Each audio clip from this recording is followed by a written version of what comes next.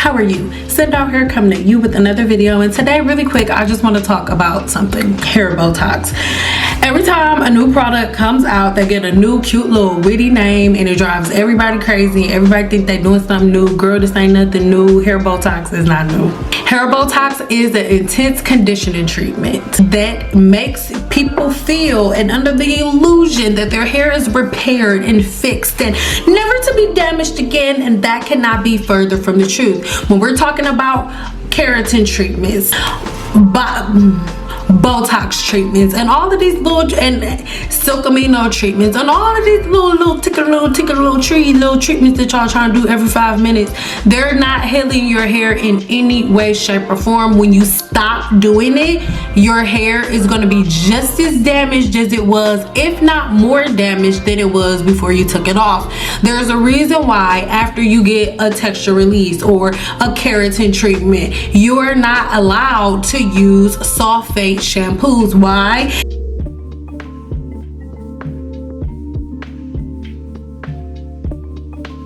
About what you're actually doing is putting a layer on top of the hair shaft, a complete layer on top of the hair shaft. That's all you're doing, an artificial layer. So whenever you go in to do anything to your hair, you're under this illusion that your hair is healthy. That is not your hair. It's an artificial protein that's on it, and if it's removed, you'll see the true horror that is your hair.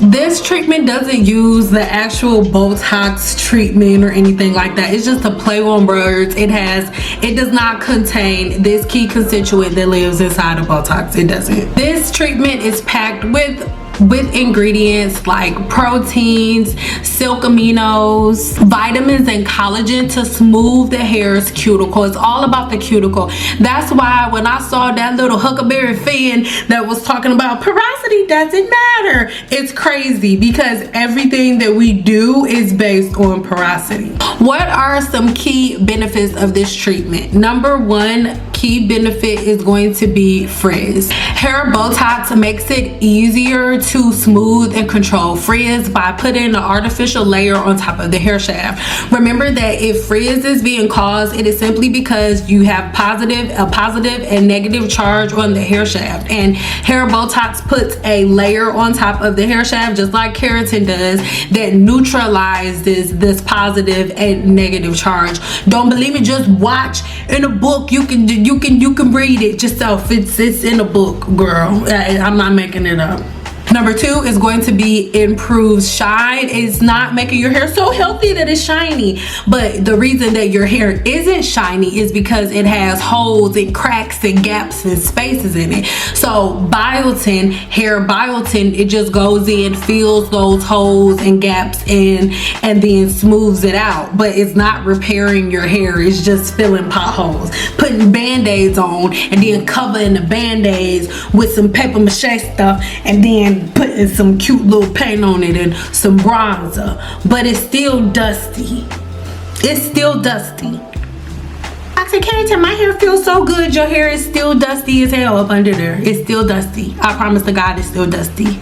The reduction of split ends is number three. It's not that, oh my God, it's going to repair your split ends. Absolutely not. It's not going to do that. But if you have a thick layer of something on top of the hair shaft, then the chances of the ends breaking are gonna be really slim. Like, you're gonna have to do a whole lot of damage and a whole lot of improper practices to get breakage with that thick layer on top of your hair shaft. Number four is going to be volume control. A lot of people like hair Botox because it gives the illusion, it lends the illusion with the type of layer that it adds to the hair. It gives the illusion of thickness and fullness to somebody who has thinner hair, and that gives them the illusion again of thick hair, which in return gives them a little bit more body, and for a split second it gives you that illusion, but eventually it's gonna wear off, and you're gonna have to keep doing it over and over and over and over and over again. Well,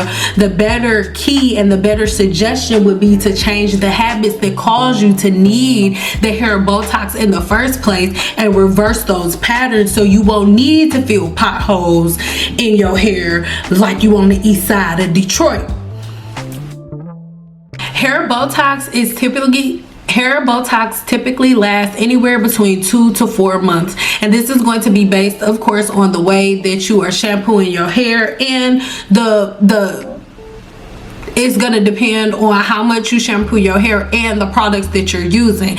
These companies are not telling y'all not to use sulfate free.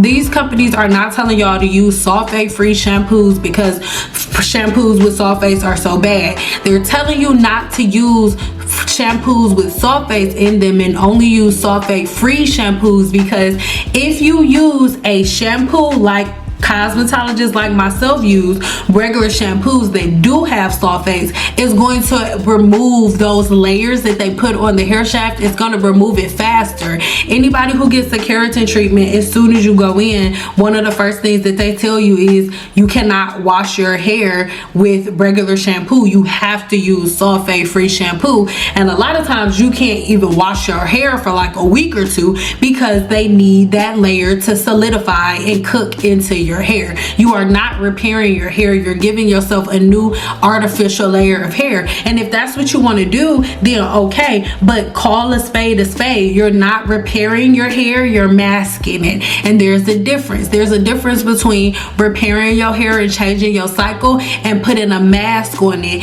and making it into something else. I love you, but if you're a person who gets keratin treatments, please don't talk about people who get hair extensions, because you getting a keratin treatment is the same exact thing, if not worse, than somebody getting hair extensions if you think hair extensions are bad, because that is not your hair. That is not how God made your hair. That's not how it normally is, and that is a form of a chemical extension.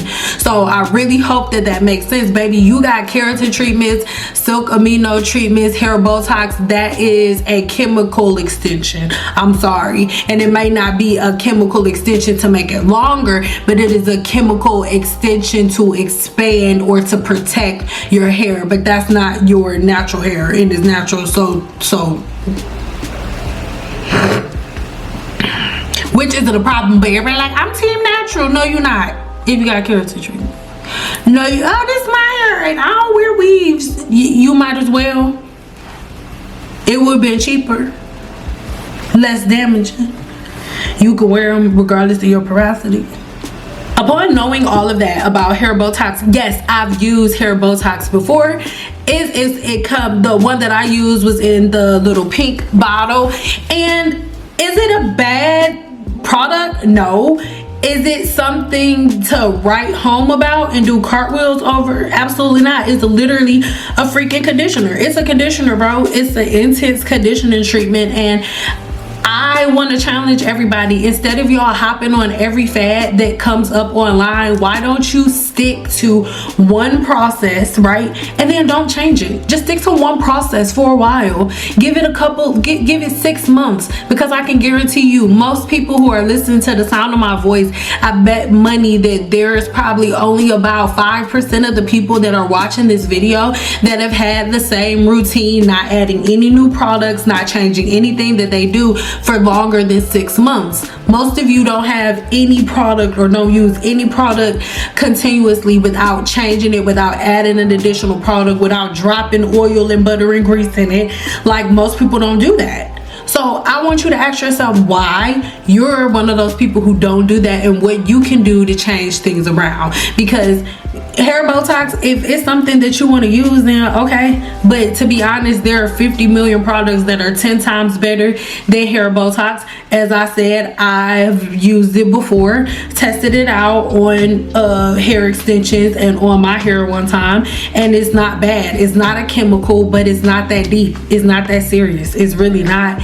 Again, if you want to use it, then okay, but as a professional cosmetologist, I probably shouldn't be telling you this, but I'm not behind the shirt no more, so it don't matter.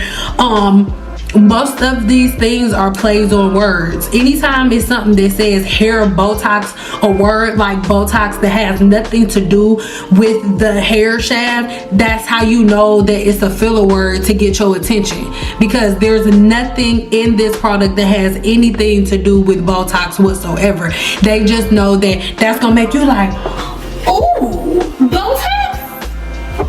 You can get Botox on your hair? I didn't know that. I thought that was only for your skin. I'm about to get some hair Botox. It's not hair Botox. It's not. It's just on the label. So stop letting them play with y'all. Stop letting them play with y'all. Cause I bet money y'all not gonna admit it, but it's a bunch of y'all that then went and bought that stupid shit. Stop buying stuff. No, I'm not recommending hair Botox. I'm really not. If you really want to use it and you just want to be Diego and put something else in your backpack, then go ahead. But I'm not recommending it, and I think you should just keep it simple. All right. If you want to know what products I do recommend, make sure you check the Amazon store listed in the link below, and let me know in the comments below if you guys want me to go live on Amazon just to go through a lot of my recommended products. Let me know if that's something you want to see, and I'll do it. Let me know in the comments. See you later. Stop hair Botox. Can we bow not? Can we bow not with no hair Botox? Can we bow not? Can we not?